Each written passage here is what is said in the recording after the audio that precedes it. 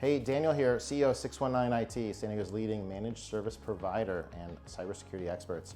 Today I want to talk about something that used to be more expensive than gold, but now we almost don't care. That's RAM, memory in your computer. Still matters, but it's gotten to the point where it's just commoditized. So I just want to show you some of the things, kind of brief history over time. You could see these smaller chips, these are called SO-DIMM memory upgrades. These would go in a laptop.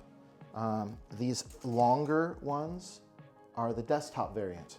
They could be the same capacity, and it's like you see the same chips that are on these things. This one just goes in a desktop, and this one just has smaller connections that fits in a laptop.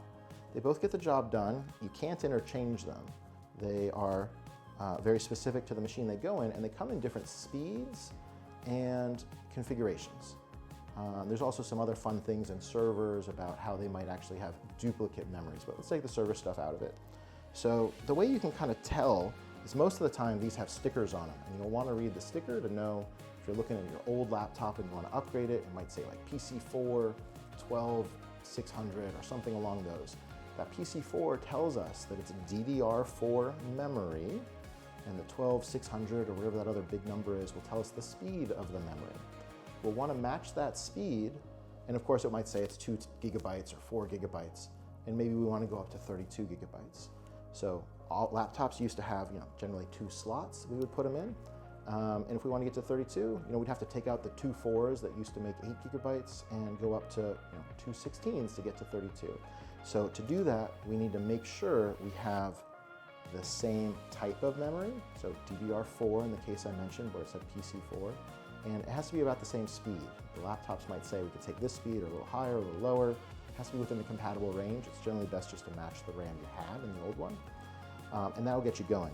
One other trick to know is there's a little slot on each type of memory, desktop and laptop, and that slot is proprietary to that, what they call that DDR type. So I don't know which ones these are specifically, but you can see, if you zoom in here, those slots don't line up in the same spot. So I physically couldn't put DDR3 memory in a DDR4 slot. Some of that changed in DDR5 where it might have used, I think they actually moved the slot in DDR5, but today we're on DDR5 in 2025. And yeah, so that's a little bit about memory.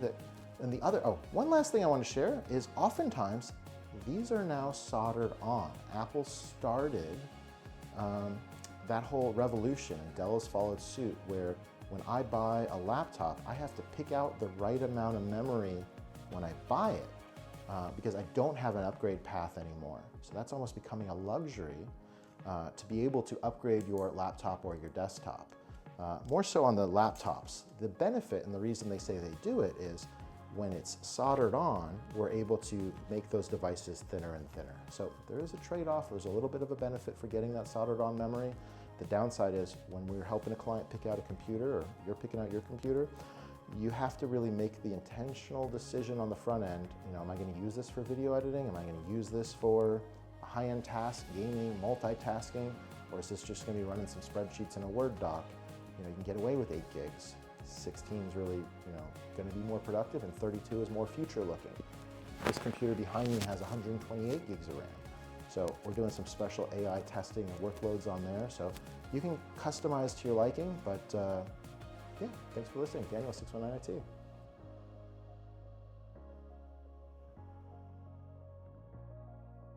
So these things, when I was a kid growing up building computers with my good friend Sammy, we started a company called Computech SD when we were in high school, 16.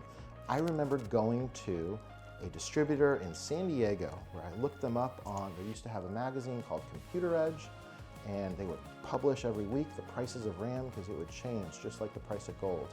And the prices were exorbitant. We used to get 8 megabytes of RAM, I remember the early days, and it was hundreds of dollars, $500. Nowadays, a memory chip like this, or getting 32 gigs of RAM, can be under $100.